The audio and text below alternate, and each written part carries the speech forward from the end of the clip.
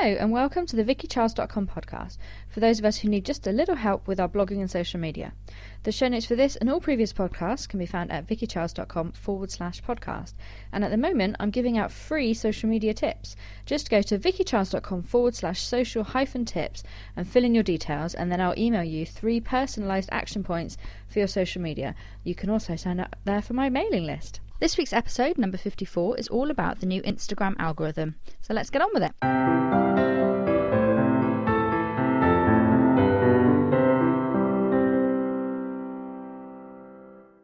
So welcome to episode number 54 of the VickyCharles.com podcast. This week's episode is all about the new Instagram algorithm that seems to have the entire internet up in arms at the moment, and what, if anything, you should be doing about it.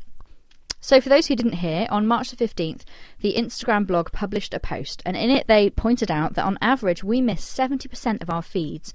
We don't see the posts that we want to because we're busy scrolling through pictures of saggy tummies and eyebrows that have been fixed by It Works, basically.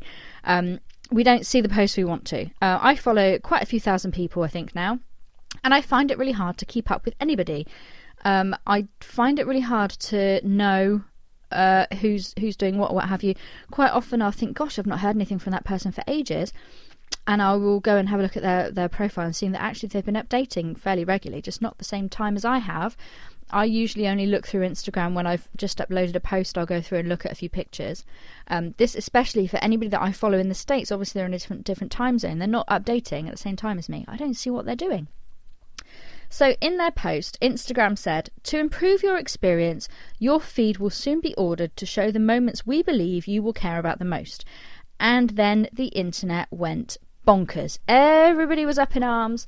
It all went crazy. And then over the Easter weekend, the rumour somehow circulated that this change was being brought in today, tomorrow, next week. You know, suddenly it's urgent and it's going to happen right away.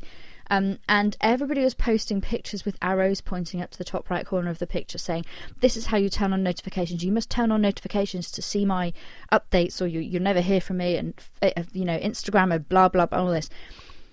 First of all, the Instagram blog stated that you will see this new experience in the coming months, not today, not tomorrow. Furthermore, if I turn on notifications for your posts, I'm going to get a push notification on my phone every time you update. And like I said in last week's podcast about Facebook, there is one person who I follow about whom I want to see every update they make. One person. I don't want to see every update you post about your kid or your crafts or your business, and I don't want to see every single post. If it turns up in my newsfeed, great. If it doesn't, it doesn't. I don't see it. My life is not altered by that. If you're asking people to turn on post notifications, they're going to get really annoyed with you really quickly. Even just asking people to turn on post notifications now. I saw somebody in a Facebook group yesterday saying, I'm just going to start unfollowing people who ask me to turn on post notifications. And I can see their point, because it's just annoying. It's even more annoying than the saggy bellies from It Works. It's basically Instagram spam, and I don't want to see it. It annoys me, and it annoys a lot of other people. Don't ask people to turn on notifications, because then really it's like you're tapping them on the shoulder every time you do. Look, see, I did this. See, I did this. Tap, tap. See, I did this. Like that guy in The Big Bang Theory. Knock, knock, knock, penny. Knock, knock, knock, penny. Knock, knock, knock, penny. That's what it'll be like, and people will just basically unfollow you. I think. I mean, if I get a notification every time you update, and you update 5 or 6 times a day, I'm going to get really bored of seeing your pictures, whatever they're of, even if they're brilliant pictures, even if they're beautifully edited and crafted and posed and all the rest of it. I'm going to get fed up and I'm going to unfollow you, or at very least turn off notifications. I'm not interested. So that's really something worth bearing in mind. The chronological newsfeed was really only effective if you post every half an hour, or if the people who follow you only follow 5 people, and then they'll see all of your updates. For me, I think the algorithm is actually going to mean that for me, I get to see the posts I want to see. Ultimately, I think it's a good thing. I think people are up in arms because they're, the same as, but ultimately Instagram's owned by Facebook. Did we not all see this coming? Facebook already has an algorithm and it loves its algorithm. I quite like Facebook algorithms too, so there you go. Anyway, So as a user, what can you do about this? Well, to make sure that you start, when they bring the algorithm in, that you start seeing the posts that you want to see, start telling Instagram now what you want to see. I have a terrible habit of going through my Instagram feed and liking posts because I like the person or because they're my friend or something. Oh, I like that because that's that person. I don't see them very often. Don't do that. I stopped doing that a while ago because I realised that Instagram uses what you like to show you stuff on the search page. It kind of learns. See, it was already using algorithms. It learns what you like and it shows you more of that on the search page. And I started thinking, gosh, I like that picture, but I don't want to see a load more of it in my search page. What I want Instagram to show me is more pictures like this, so that's what I'm going to like. Work on that same principle. So only like the pictures that you actually do like. I know it sounds silly, but there's a lot of this like for like business. There's a lot of kind of agreements certainly between bloggers where, if you like my posts, I'll like yours and all the rest of it. Don't bother. Like a post that you like. As a user, like what you want to see. Ultimately, because that's what's going to happen. You're going to see the things that you've liked. Fairly obvious. As a content creator, I've got a list of 5 things that you can do to improve your chances with the new Instagram algorithm. I would point out here that everybody's acting as if the new algorithm is going to penalise them in some way, but it's not. In the same way that the Facebook algorithm works, it is not interested in you as a content creator. It is interested in you as an end user. It's interested in the people scrolling through their news feeds, what they're going to see and what they want to see. It wants, the same as Facebook wants us all to stay on Facebook all day, they want us to stay on Instagram and look at the pictures we want to see. They want us to spend more time there so that they can sell more ad space basically on Instagram. And that's not that they're trying to make you buy ad space. That is that they want you to spend more time there so that the ads that they do sell are under more noses, so that that is not about them trying to make you pay. It's about any ads that they do sell will be under the right noses because they've got this algorithm in place. So anyway, the first thing you can do as a content creator to help yourself with the new Instagram algorithm when it comes in is to create great content. Before you post a picture on Instagram, think to yourself, would I like that if I saw it in my newsfeed? Am I interested in that? Is it a cute picture? Is it an engaging picture? Is it interesting in some way? Is it something that I would like to see? If it's not something you would like to see, what are you doing posting it? The second thing you can do to improve your chances is to engage with your audience. So when somebody comments, comment back, engage in a conversation with them, chat to them, and answer them. So if they ask a question, to answer them. But if they just go, oh, I love your coat, tell them where it's from or tell them the story behind it, whatever. Engage with them and have a conversation rather than just going, look at my picture, look at my picture, look at my picture. Engage in a conversation and be interested.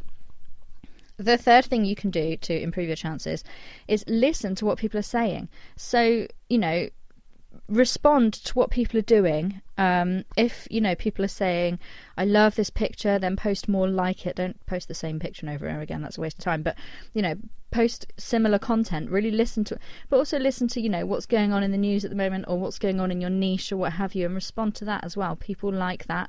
They respond to things that interest them. So find things that interest your audience, and you can do that by listening to them. The fourth thing you can do to improve your chances is use Iconosquare to see how your content performs. Now, Iconosquare is now, I think, a paid service, but you can pay for a year in advance, and it's not that expensive. And they have started sending now a daily email that shows you how many followers you gained, how many you lost, which I pay no attention to at all because it makes me cross. I get it's very easy to get caught up in who unfollowed me. Well, I'm going to unfollow them. In which case, why were you following them in the first place if you weren't following them for their content? Which is what this algorithm, I think, is going to weed out a lot of that. But it also shows you which were your best or most popular posts, how many comments you got, how many likes you got. I find it very useful for me to see, although I mostly just post pictures of my daughter, I find it useful to see which ones were the most popular. And often it's the ones that I didn't think would be the most popular, or the ones that not my favourite picture that I posted yesterday or something. It's very interesting. The fifth thing you can do to improve your chances with the new Instagram algorithm is give people a reason to like or comment. Ask them a question, give them some useful information, or don't just, here's a picture of my dog. Tell them a story alongside it. Not like a massive, blah, blah, blah, blah. I don't read, and I never read those. I'm rubbish with those. But tell them, why this picture means a lot to you, or what you're doing, and something that's going to engage people, so that they've got a reason to like it, a reason to comment on it. Because now, like with Facebook, what we're wanting is likes and comments, and the way to get those is give people a reason to like and comment, and make it really simple. Shalene Johnson does this really well. She has several feature Instagram accounts, and a lot of them, so her fitness ones are very much, tag a friend who tag a friend who and she even says thank you for liking this post. Do things like that, as long as you're not doing it every single time, as long as you're not. I really hope that we don't get people doing that thing that they do on Facebook where they go, Instagram's trying to stop you from seeing my post, so I need you to like this so I can see how many people have seen it, because that drives me around the bend. That's a way of tricking people into liking your things. It's not a way of getting people to genuinely like your things. It's a way of tricking them into clicking the button so that they'll see your next post. I don't rate that as a way of running any sort of social media. I don't think it's a good way of going about things, because you are ultimately tricking people, and if your content's not up to scratch, it doesn't matter if you do that. People are not going to engage with you. So give them a reason to engage with you. Give them a reason to like what you're saying and to comment on what you're saying. Now, I just want to reiterate that the Instagram have said this new experience, as they're calling it, is coming up in the coming months. It's not started yet. So you can get ahead of yourself by starting now. Start being more engaging on Instagram, but also kind of be a bit more discerning in what you're posting and how you're posting it, when you're posting it, things like that. Pay more attention to it. I mean, there are people who have always kind of railed against that side of Instagram and said, well, it's just a place where I like to post pictures of my kid. If that's what you like to do, then just keep doing it. And does it really matter if, you're not reaching a wider audience? If that's all you're doing on Instagram, does it matter if you're not reaching a wider audience? When I first started out on Instagram, I used it as a way of editing a nice picture to post onto my Facebook. I had no idea. And this was like when they first started it, when Instagram first came out. I downloaded it and I started using it just to edit a nice picture. And the fact that it posted on my Instagram as well, I was like, eh. And then I realised that people were following me and I was getting a different audience there, and I started to build on that. But ultimately, I was never bothered until I realised that I was getting an audience there. And I think if you're kind of saying, well, I'm not, interested in curating my Instagram, or I'm not interested in building my Instagram or any of that, then why do you care about this new algorithm? Realistically, it is going to weed out, I think, the business model for It Works, where you just post a lot of pictures of saggy bellies and pictures of thighs. That is going to be weeded out by this, I think, and I think that's a good thing, because I don't like that business model of just posting endless bright green stuff and pictures of you kissing your product. I never like those pictures, so for me those are going to go right to the bottom of my feed, and I'm not going to see them anymore. And for me that's a good thing, because I don't want to see them, and I think that's what Instagram is doing.